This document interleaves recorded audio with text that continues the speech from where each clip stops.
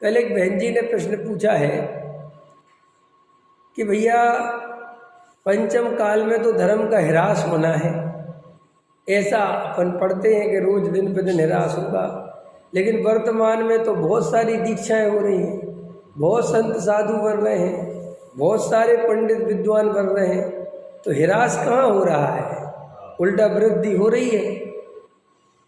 नहीं समझ में आया? तो क्या ये सर्वज्ञ की बात झूठी है? क्या ये आगम में सही नहीं है ये बात? ये उनका प्रश्न है। तो हमने उन बहन जी से कहा कि हम कल के प्रवचन में जवाब देंगे। प्रश्न इम्पोर्टेंट है, क्योंकि बहुत सारे लोगों के मन में ये बात जरूर आती है कि पहले तो इतने संत साधु थे नहीं, और आज तो संत साधु बहुत सारे हो रहे, दीक्षाएं बहुत हो रही, बहुत सारे, चाहे और हर मत में हो रहे हैं, खाली जैन दर्शन वाले मत में नहीं, सब में ही हो रहे हैं। और पहले तो कम से कम अन्य मतियों में ज़्यादा होते थे, लेकिन जैन दर्शन में तो, जैन धर्म में तो कम ही साधु होते थे। लेकिन आजकल तो बहुत ज़्यादा स्थिति बन रही है, बहुत साधु दीक्षा ले रहे हैं, बहुत माता जी बन रही। तो इसके पीछे कारण क्या है? क्या पंचम काल चौथे काल में बदल गया है? क्या बात है? सुने, देखो, इस पे बहुत गहराई से अपन को विचार करना चाहिए। पहले नंबर पर तो आप ये समझें कि ये धर्म की वास्तव में वृद्धि हो रही है कि वास्तव में धर्म का ह्रास हो रहा है।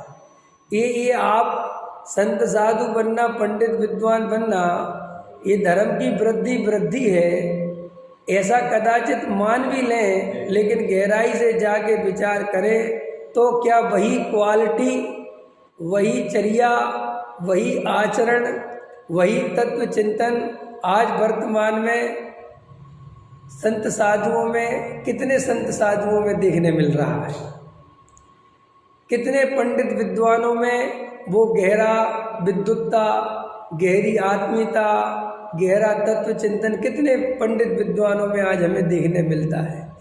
आज जैन समाज ये बात माने चाहे नहीं माने, किसी की बुराई और निंदा के लिए मैं नहीं बोल रहा हूँ, लेकिन आज जैन समाज दिन पर दिन खोखला होता जा रहा है।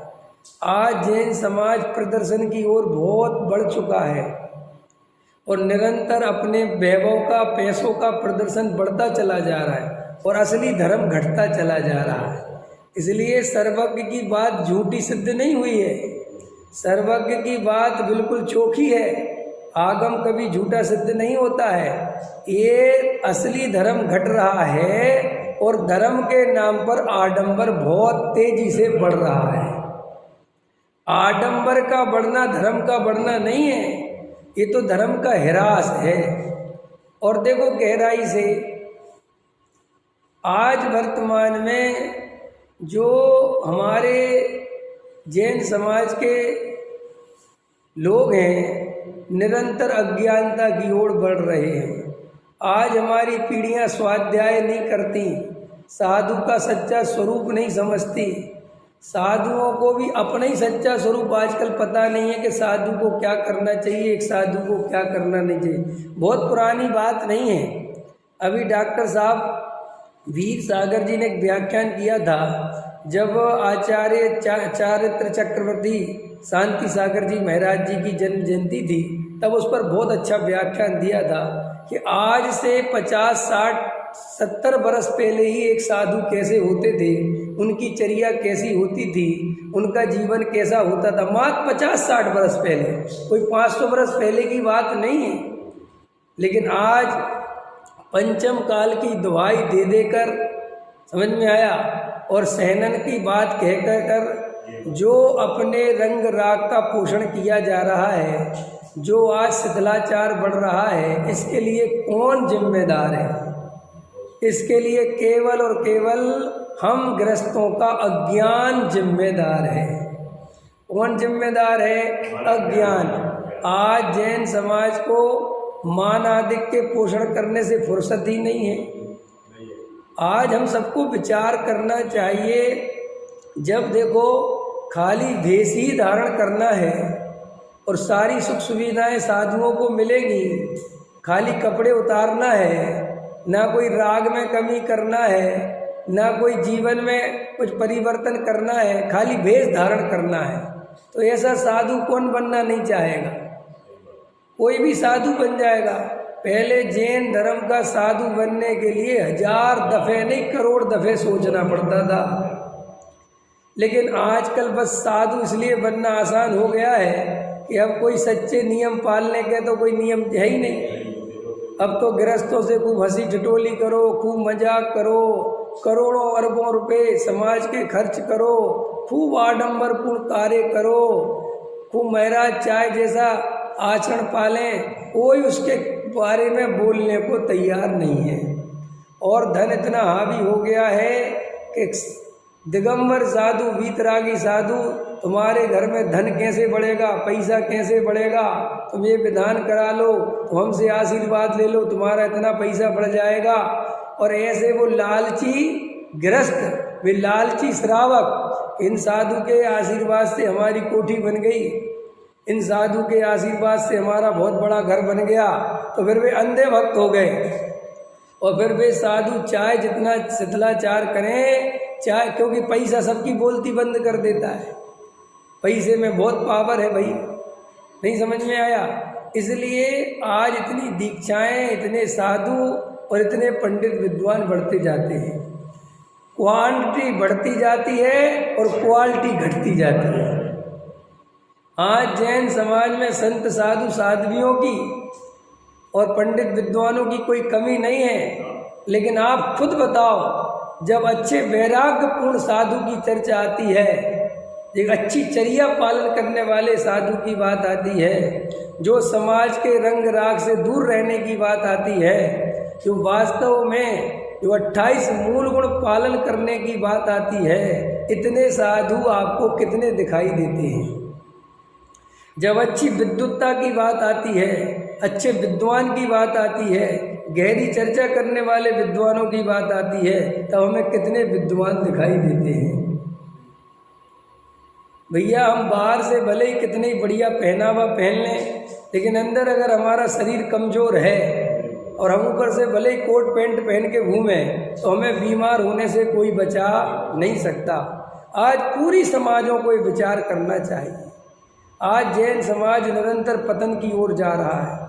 आज करोड़ों अरबों रुपए पानी में फूके जा रहे हैं। उन करोड़ों अरबों रुपए से जैन समाज का कितना भला हो सकता था। मेडिकल कॉलेज खोले जा सकते थे, इंजीनियर कॉलेज खोले जा सकते थे, अच्छे स्कूल खोले जा सकते थे, और वे निरंतर प्रभावना करते।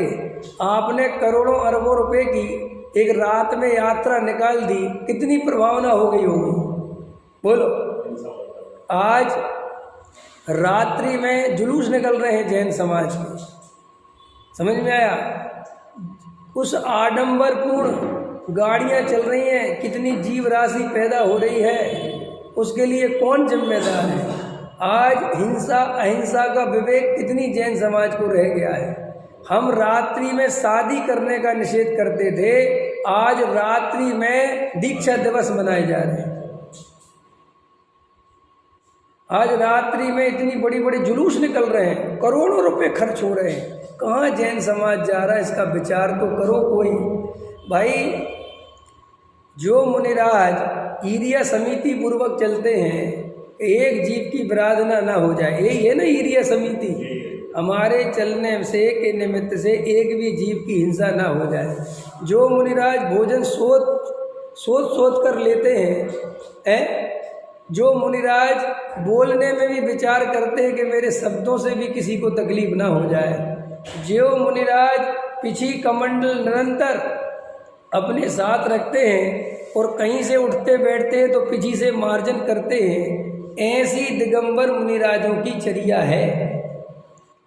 और अगर उन्हीं मुनिराजों के कार्यक्रम इतने आडंबरपूर्ण होने लगे, इतना करोड़ों रुपए का पैसा बर्बाद होकर रात में जुलूस निकाले जाए, कितनी हिंसा होगी। इसका दोषी कौन है? इसके लिए जिम्मेदार कौन है? आप कहोगे साहब महाराज का तो कोई लेना देना है नहीं, मैं भी कह रहा हूँ कोई लेना देना नहीं है, तो समाज का, तो समाज को ये ज्ञान देगा कौन? ज्ञान देना तो महाराज जी का काम है ना, साधु का काम है, विद्वान का काम है ना, ये उनको सही मार्गदर्शन दो। अगर वे अपने अज्ञान से कोई गलती कर रहे हैं तो एक साधु को, एक विद्वान को इस समाज का सही मार्गदर्शन करना चाहिए कि नहीं, कि भैया जैन दर्शन अहिंसा प्रधान है, इसमें हिंसा के लिए, आडंबर के लिए कोई जगह नहीं है, और वो आडंबर तुम मेरे नाम से करो, ये तो 3 काल में संभव नहीं है। जिस जैन धर्म में रात्रि में पानी पीना खून के बराबर है, उस जैन धर्म के कार्यक्रम रात में यात्राएं निकाली जाएं, गाड़ियों से निकाली जाए, कितनी जीव राशि मरेगी। अभी अरविंद जी, अभी का जो समय है, हृदय पे हाथ रख के बताओ, आप फैक्ट्री से आते होगे और मैं भी आता हूँ, आँखों में कितनी जीव राशि जाने को तैयार है, कितनी जीव राशि उड़ रही है। माने मैं एक स्कूटर चलाता हूँ ना, तो मुझे हिंसा लगती कि मैं एक क्यों चला रहा हूँ, मुझे अभी ऐसा लगता पैदल आऊँ मैं। अभी मैं सोच रहा हूँ कि शाम को 6 बजे के बाद निकलना बंद करो घर से, इतनी जीव राशि हो रही है। और हम ऐसी जीव राशि की आराधना कर रहे हैं तत्व प्रभावना के नाम पर, और वो भी काय की प्रभावना, कौन सी प्रभावना भैया।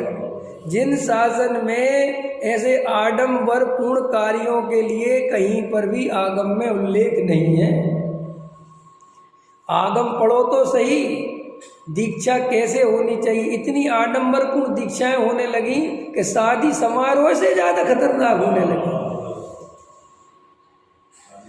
इसके लिए कौन ये समाज इतना पैसा बहाएगा, इतना खर्च करेगा। भाई सेठिया के पास पैसा है, लोग ऐसा प्रश्न करते, आपका पैसा थोड़ी जा रहा, वो सेठिया दे रहा। अरे वो सेठिया है तो हमारा भाई है, तो हमारा जैनी भाई।